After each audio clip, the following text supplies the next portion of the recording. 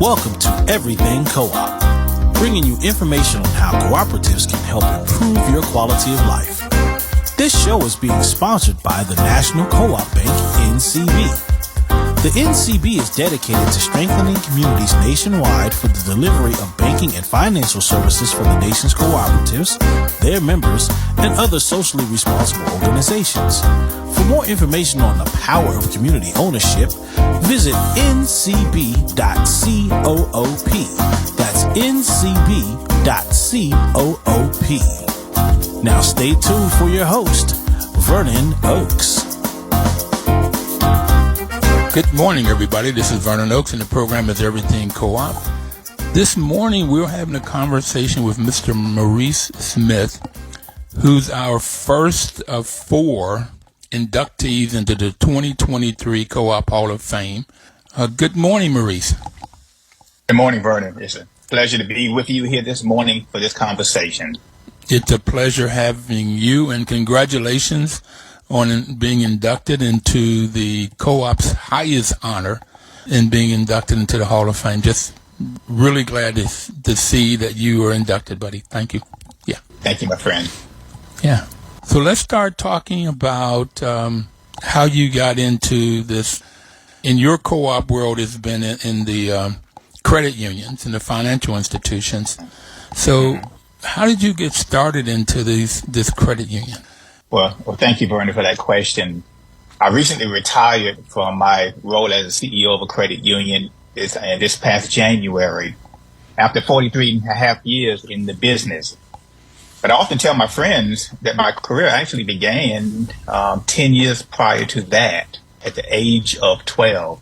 So I'll quickly tell you, Vernon, I grew up on a small family farm in North Carolina. The only son, 3 younger sisters. And my dad and I spent most of the time on the farm doing what you would do on a farm, handling chores, planting crops, things along that line. On this particular day in 1969, when I was 12 years old, my dad and I were out planting potatoes, and he turned to me and he asked me, what am I going to do with the rest of my life?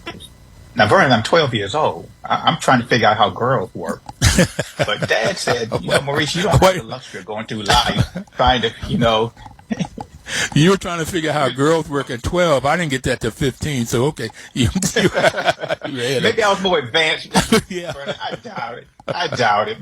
My education was, I'm still trying to figure a few things out. Okay. And my dad said, Maurice, you don't have the luxury of going through life aimlessly. You always have to have a purpose in life and the things that you do.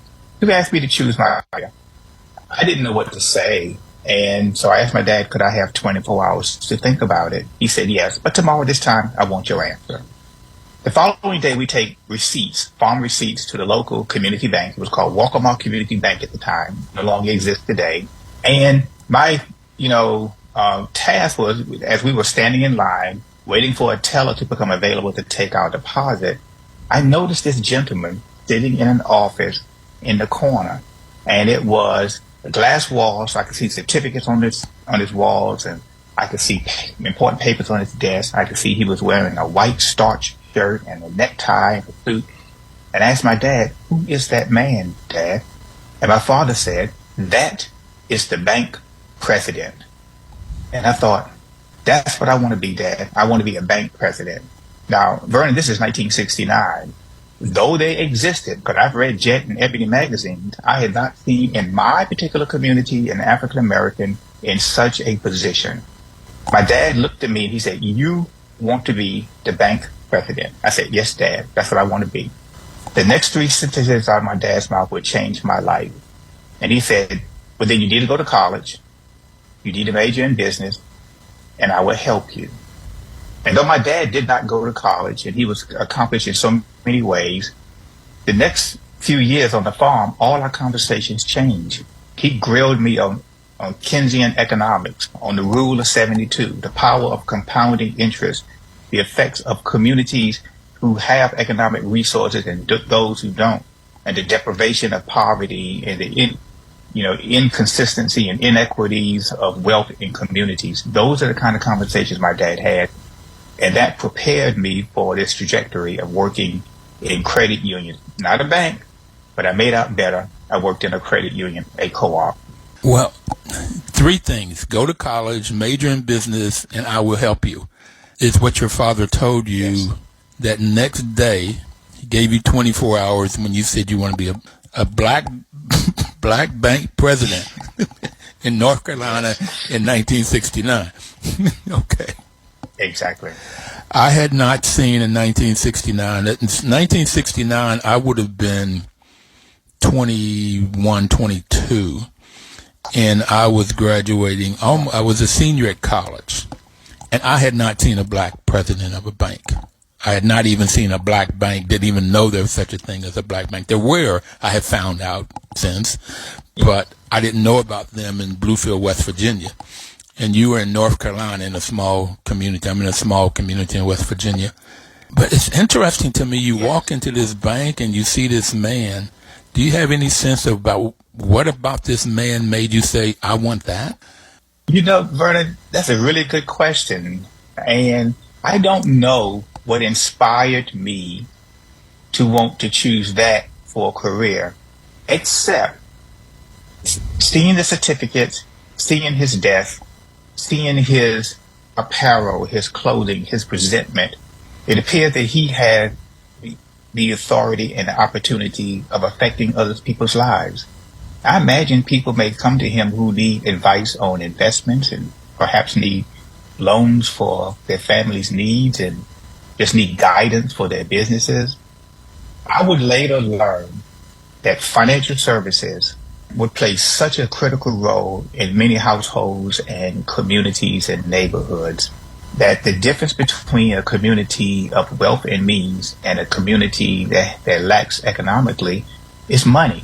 Now, the level of social ills that might occur between the communities can be debated and vary.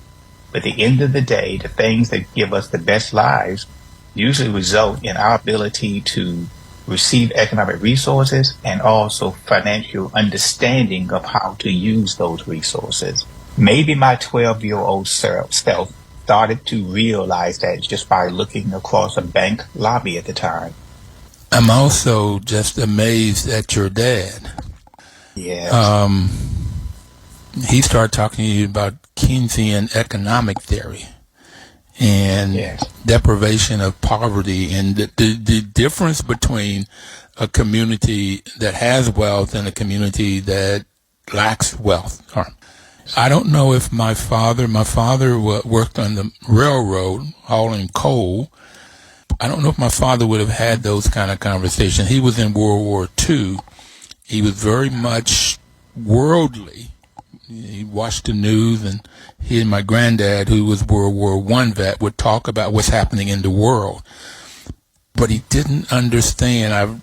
My mom or him did not understand the finance that you're talking about. I realized that later on. They did not have that financial understanding that I've since learned that credit unions help to teach their members. We didn't have a credit union in Bluefield, West Virginia, which is quite interesting. But I'm just amazed at your dad.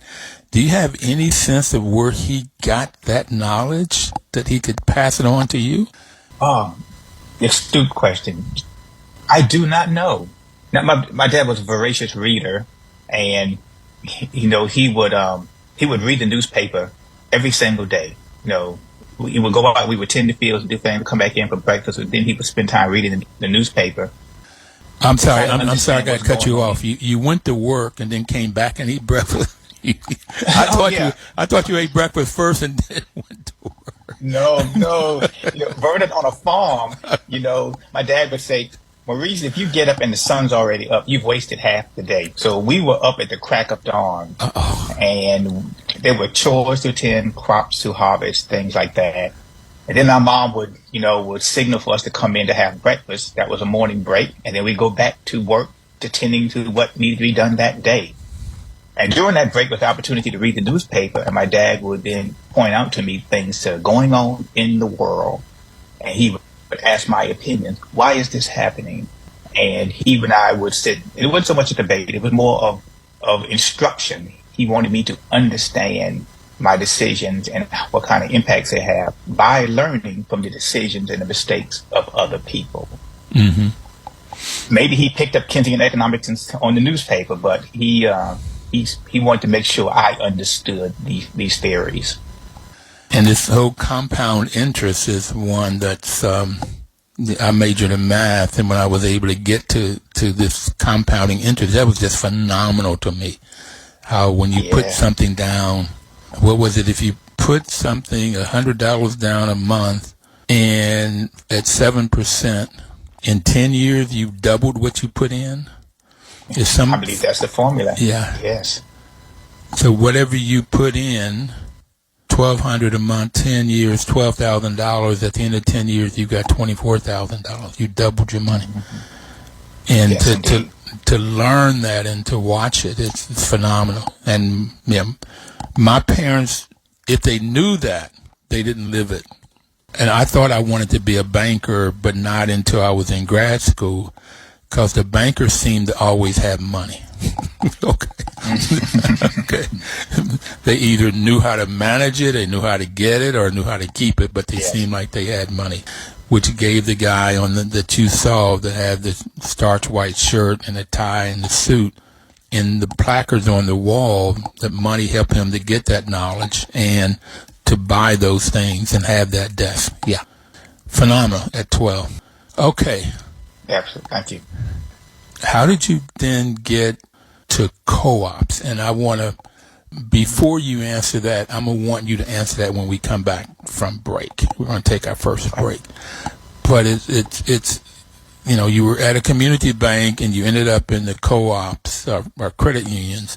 And the question I'd like for you to answer when you come back from the break is, how did you get into co-ops? And then this comparison of credit union, and how the credit union compares to this bank, in particular community bank.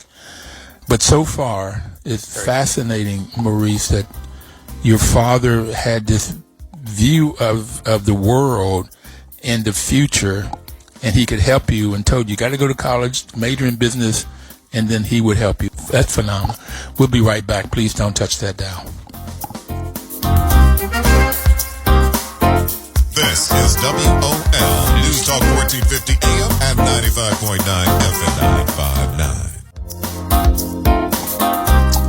959. Welcome back, everybody. This is Vernon Oakes, and the program is Everything Co-op. WOL has been a great, great partner in these 10 years. Maurice, this October we will celebrate 10 years of being on air. We have over 350 shows or podcasts on our webpage, www.everything.coop.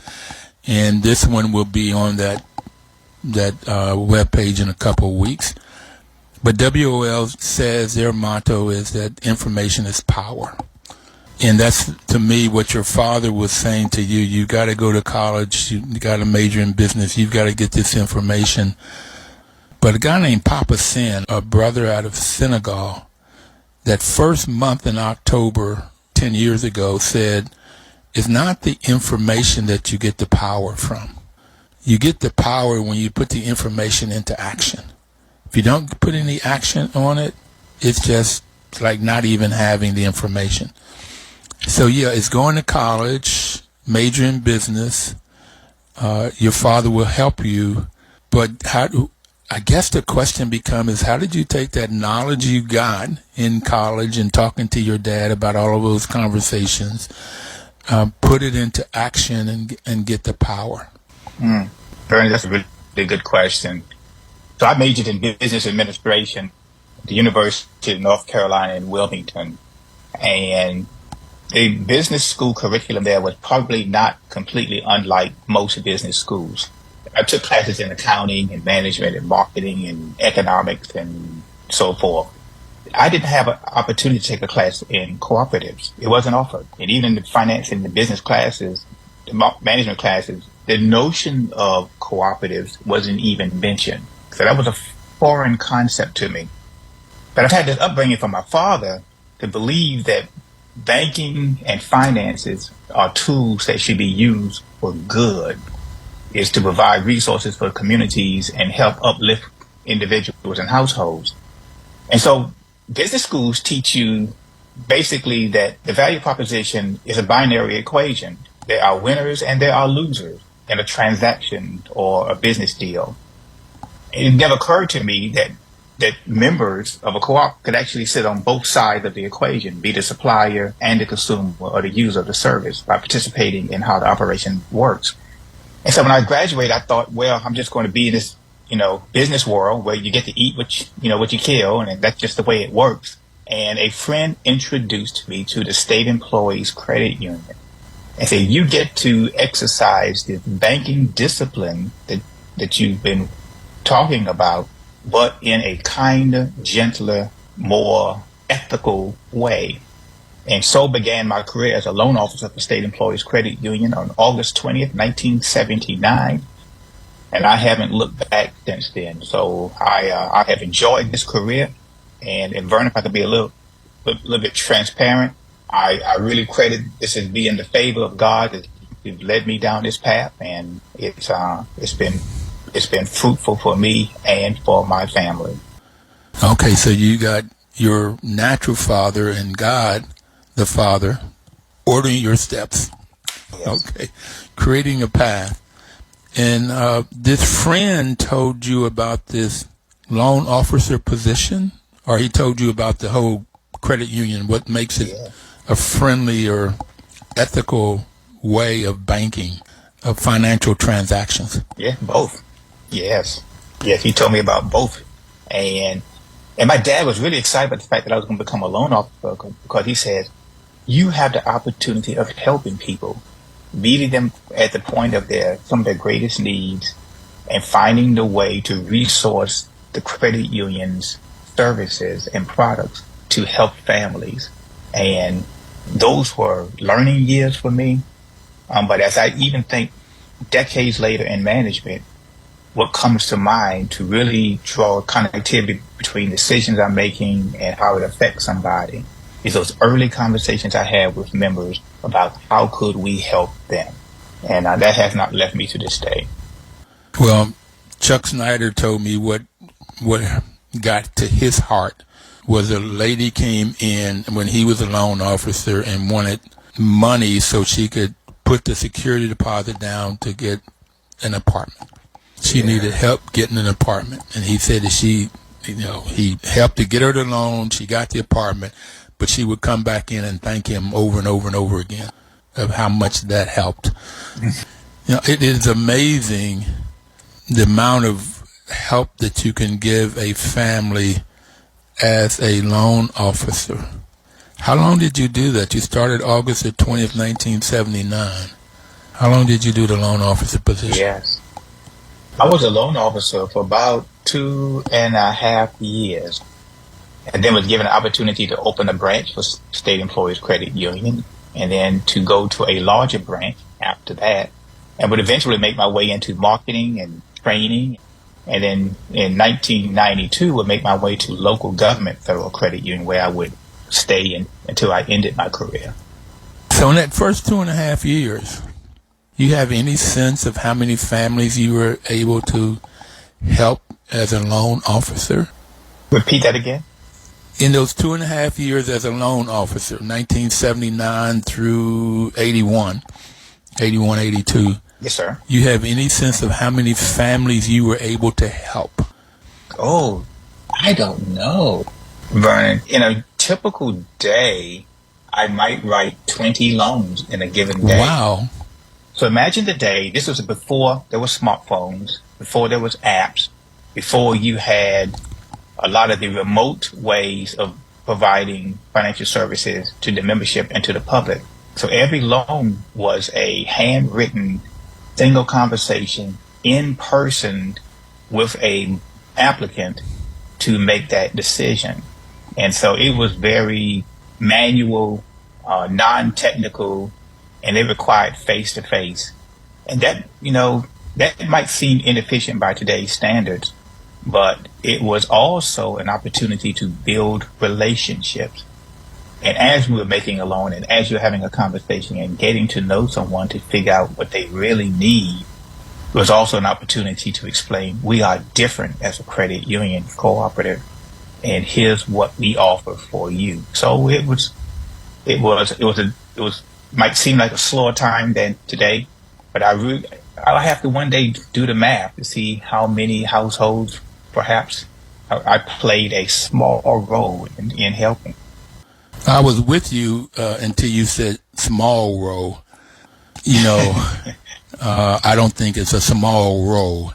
But listen, if you work 52 weeks in a year, give you a couple of weeks off for vacation, 5 days a week, that's 260 days in a year, times 20 loans a day on average, that's 5,200 loans in a year, times 2.5 years, there's 13,000 loans.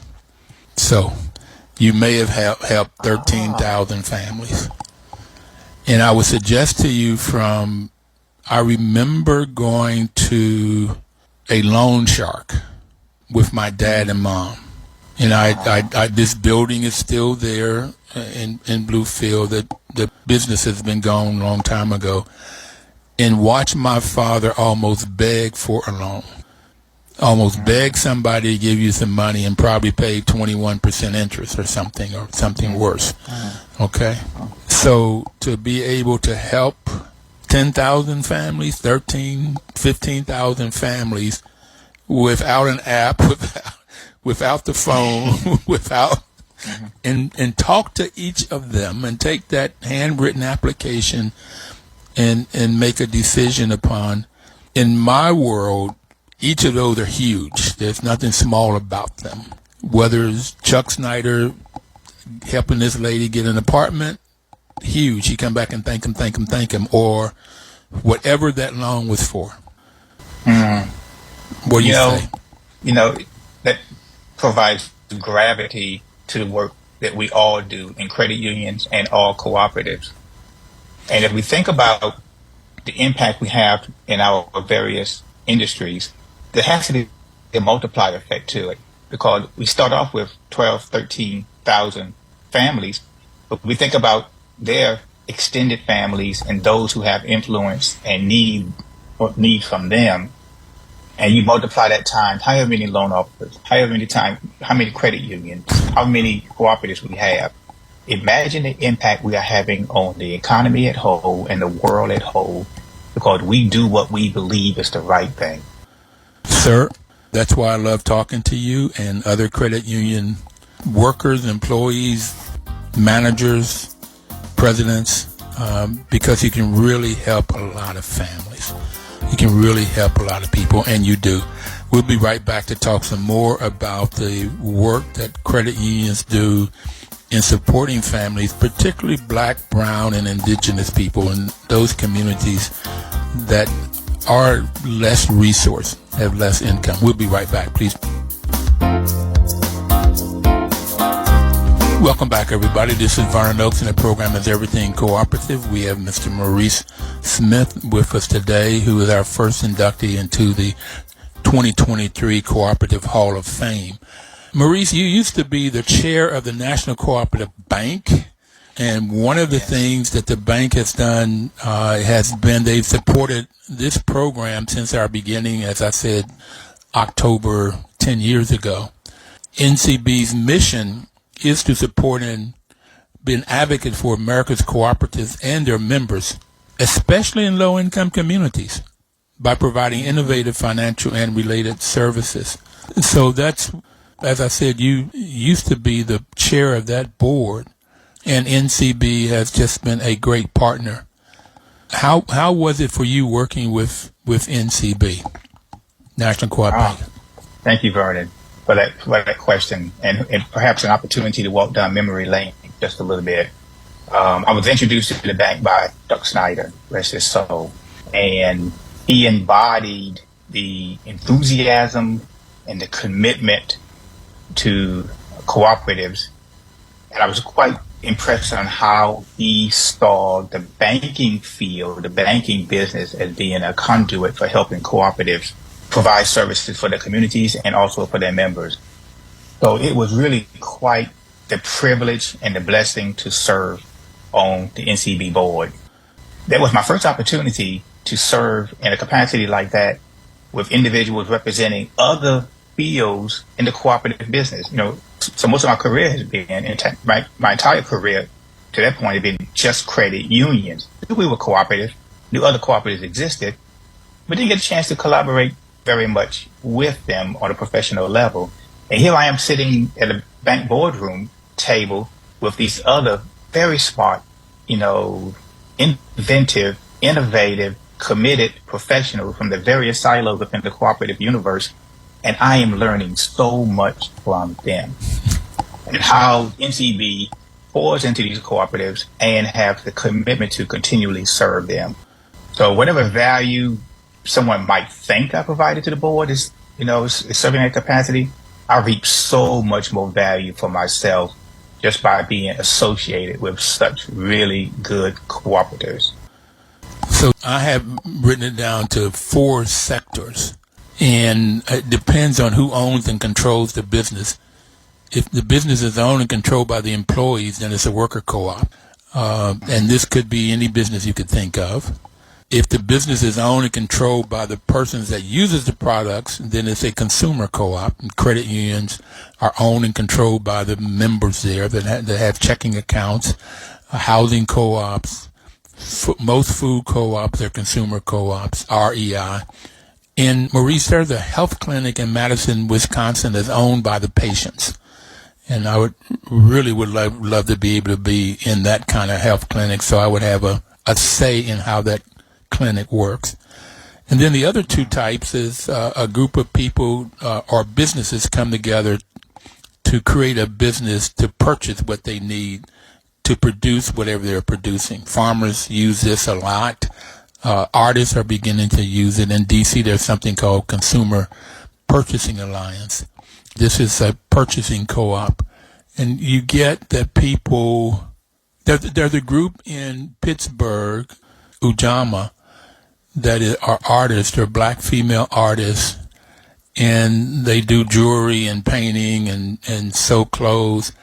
And they form together so that they have a storefront where each individual person couldn't do it, but working together, they can have a storefront. And then they will also sell products from other black artists in the community, in the diaspora. Mm-hmm. And then if a marketing co-op, and Ujamaa could be called a purchasing or a marketing co-op, is a group of people that come together to form a business to market their products or services. And farmers like Cabot Creamery, Land O'Lakes, Ocean Spray, those are the ones that are co-ops that we don't even know are co-ops. So those are 4 different types that were in the boardroom of NCB that you learned so much from, and I'm sure that you also helped to teach them a lot. Okay. Now I want to go back to what we were talking about before the breaks. We got that in your 2.5 years, not the 44 years that you were in this business, but your 2.5 years as a loan officer, you probably worked with 13,000 families. And you had said right before break, if you look at all the loan officers in that one branch, and then if you go to all of the different branches or all of the different credit unions in the U.S. and look at all of the different families and what kind of impact that would have. You have any sense of what kind of impact that might be? It would be difficult to quantify, though it can be. I just don't necessarily have the skills to do so. So today, in the United States, there are about 134 million credit union members and growing. The total assets of all domestic credit unions in the States is right at about $1 trillion. So that just tells you what sits on the balance sheets or the financial statements of these financial cooperatives. And so we can come up with some economic dollars, and we can apply a multiplier effect to the communities on the lending that we provide in the communities and what that means. We can talk about business loans that we make and what kind of impact that has on households, because not all the impact we have sits on the balance sheet of credit unions. It goes out to other financial institutions, investments, one's 401k plan, and so on and so forth. So it's likely larger than what we even hold on our balance sheet.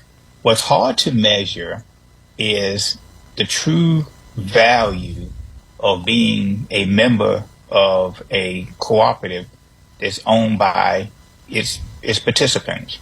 The sense of self that you get, that being a part of a cooperative gives you, that I can participate in this operation. I have a say in the governance for it. I get to choose who the elected leaders are. I'm treated equally like everybody else. That the people who actually operate by cooperative have a fiduciary responsibility to my welfare. And to think about that, that's not what you're taught in business school. That's a typical way of doing business. And it's maybe not even what you see on just popular media and movies and television and the evening news. But to think that I could be a part of something that its sole existence is to look after me and everybody who's in a class with me, called the membership. I think just that psyche alone provides a certain value to a person that's just really hard to quantify in dollars. Dame Pauline Green, who was the president of International Cooperative Alliance, said co-ops help people come out of poverty with dignity. And when you start talking about the sense of self, it's that dignity, and where that dignity comes from. And I had mentioned earlier about my dad going in to get a loan and almost begging. It's sort of like my view of my dad is he's on his knees begging this white man for a loan. And the white man taking him through these different hurdles before he gave him the loan. And they were demoralizing. And I felt bad for my dad. I was sitting in a chair feeling really bad for him. That that strips you of self. But when you go in and you get a loan officer like yourself that is there for the sole purpose of trying to figure out how to lift you up and how to help you where you get this dignity. Yeah, that's to me that's the main benefit of co-ops, is at that self level. And yeah, and it's hard to put that on a balance sheet. It would be interesting if we could quantify that, where people people and families feel good about themselves. That's right. But with dignity comes the opportunity for hope. And if you don't have hope, then how can you have the motivation to pursue better? And so, you telling the story about your dad, I just shed a tear over that, because I can imagine your father's struggle with that situation. Our job as credit unions is, and I love the way you put that, is to provide dignity for our members. And we do that. We can rise to hope, and then we can rise to the other things we have to do to actually effectuate that.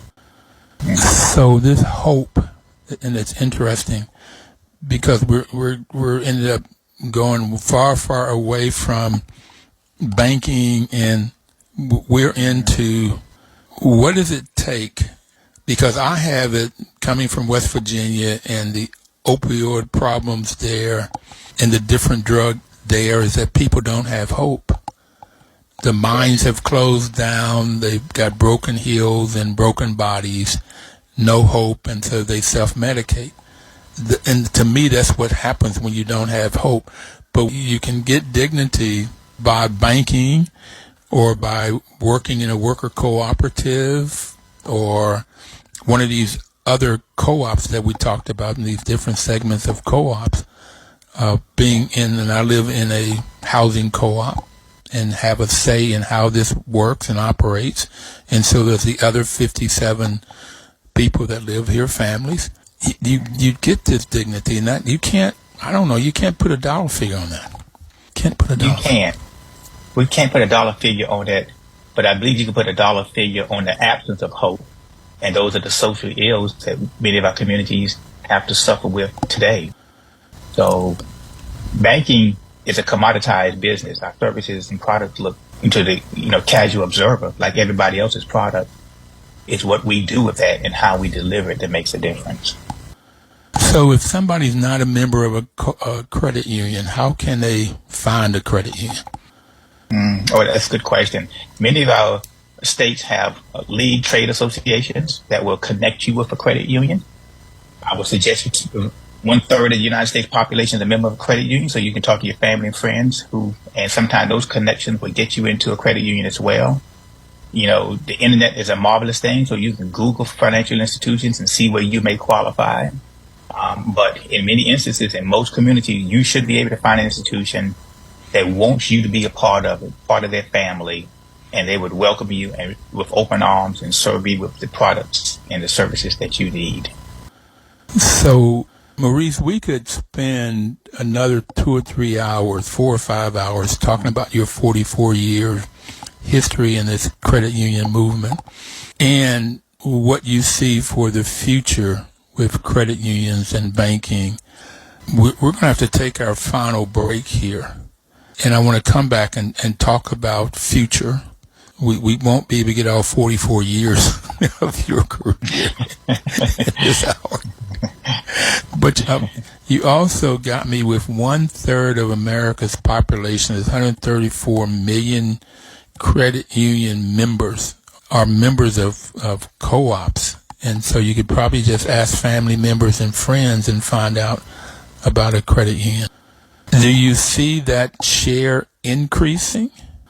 I do, Vernon, and I do see that increasing, and it has been increasing. I am an impatient person when it comes to helping people live better lives. I would like to see that increase, go at a faster pace. And hopefully with conversations like this and your show and the contributions of cooperatives around the country, we will see a greater resurgence of cooperatives in the communities and our households. We'll come back and talk more about how to get more people in the credit unions. We'll take our final break right now. Please don't touch the dial. This is WOL News Talk 1450 AM and 95.9 FM 959.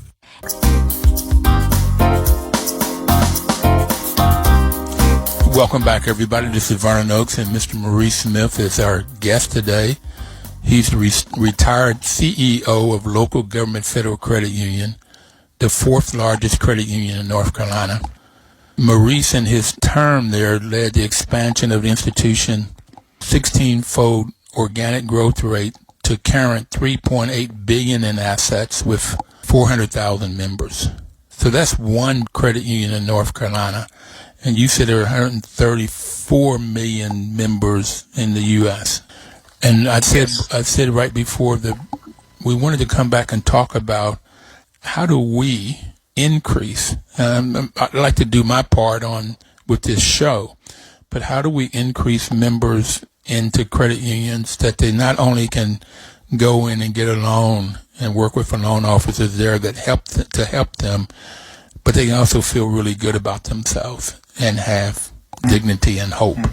So how do you see going about increasing that? Vernon, one of the ways I see increasing that is we as cooperatives, have to be better at telling our story. So cooperatives that I have met in the various industries are just good-hearted, soul-searching, folks who believe in the mission and who are fixated on the values of our institutions. But we don't often see a need to pat ourselves on the back and brag about what we do. That's not why we're in this business. We earnestly believe in, these endeavors. But somehow we have to share that message with the world at large to say, we have what you are looking for. If you talk to an average consumer of anything, for housing or for looking for employment or financial services, whatever it happens to be, and you get down to the root of what they're really looking for, they're looking for this dignity we talked about before, fairness, equality. They're looking for decent treatment, to be treated as, as a person would want to be treated. But when I talk to my family and friends and colleagues about, so what are we looking for here and what are we trying to accomplish? It really bears out the values of cooperatives. This, what the world needs and what the world wants is what cooperatives have. And we have to be better at telling our story for that, because that's going to help them get to where they want to be. When you watch any advertisement or publicity about any for-profit public institution, they don't lead with the idea that our fiduciary responsibility is to our stockholders and we're here to build wealth for the owners of the company and we're going after market share and those sort of things. That's likely boardroom conversations. Wait, I'm sorry. What they lead with on advertisement. Excuse me, yes. I'm sorry, sir. I just want to Yes. In my MBA program at Stanford, that's all they taught us. But how you get to return on investment for the shareholder. That was almost all decisions was made on that one variable. Return on investment for shareholders. And second was, how do you increase market share? So I just want to go back and put the emphasis. That's what I was taught over and over and over and over again. Okay. And they don't lead with that when they talk about their business. What do they lead with? What they're leading with is, we are an institution that cares about the community. We care about the public, about providing value, about doing good in the world, about equity, about fairness, about equal treatment. That's what you see on the billboard, on the website, in the advertisement, in the press releases. That's what a for-profit company is going to lead with, because they understand that's what the public and the consumers want, and that's what they want to hear. But in the boardroom, the conversations are a lot different. Those are the metrics that the board directors focus on, is the kind of things that you and I were taught in business school.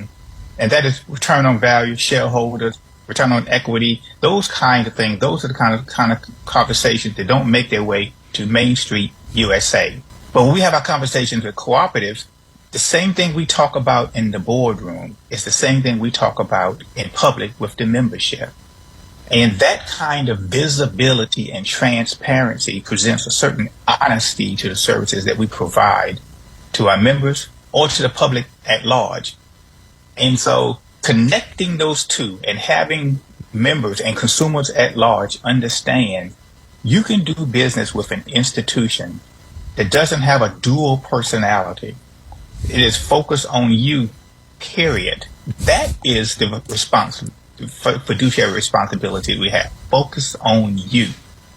If we maintain that language and we maintain that kind of narrative, I believe that the influence we have and the book of business that we have as cooperatives will continue to grow, because that's what the public wants and that's what the public needs to hear.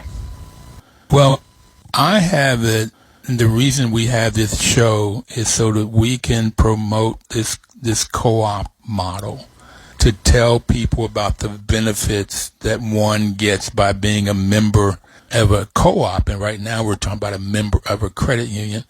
And those benefits, they're huge when you start talking, when you get down to dignity. But it's honesty, openness, social responsibility, and caring for others is the ethical values of co-ops.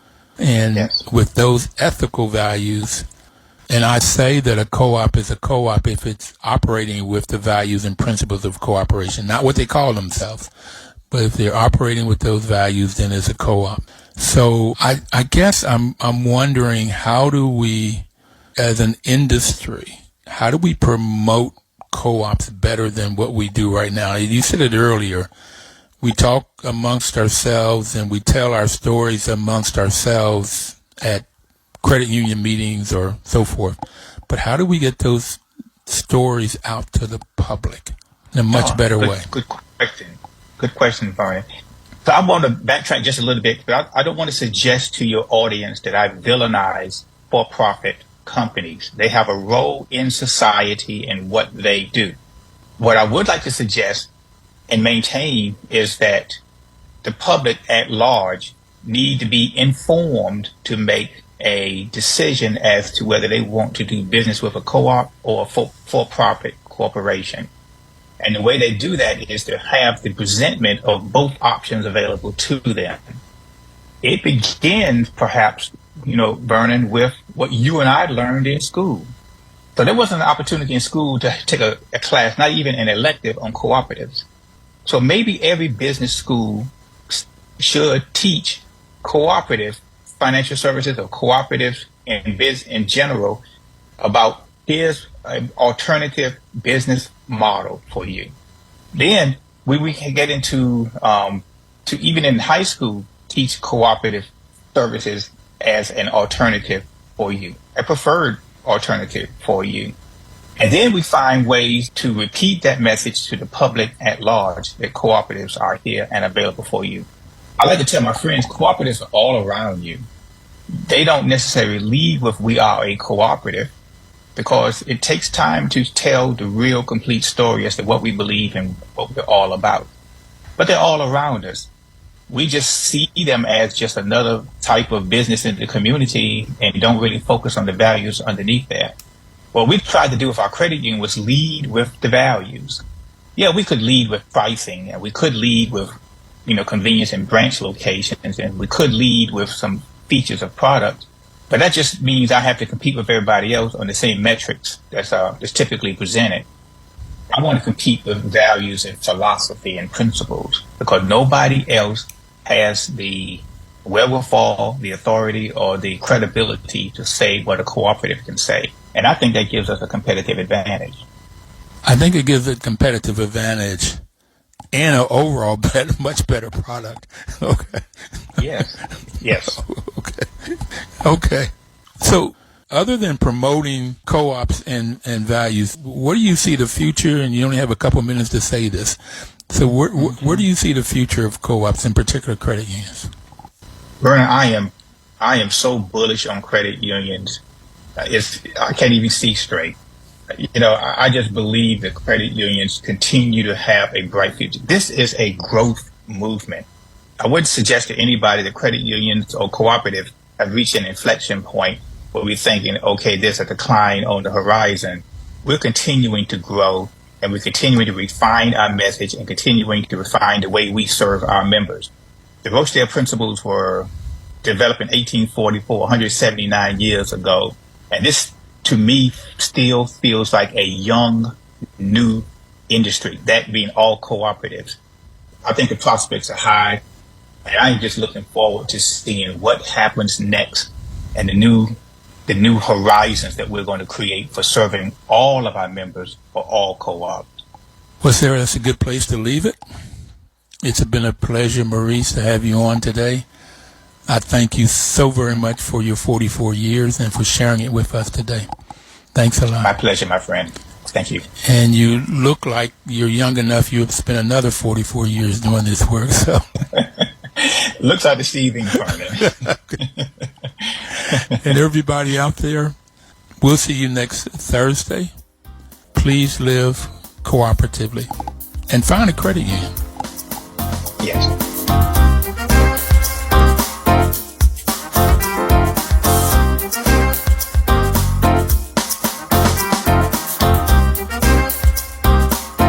News Talk 1450 WOLAM, where information is power.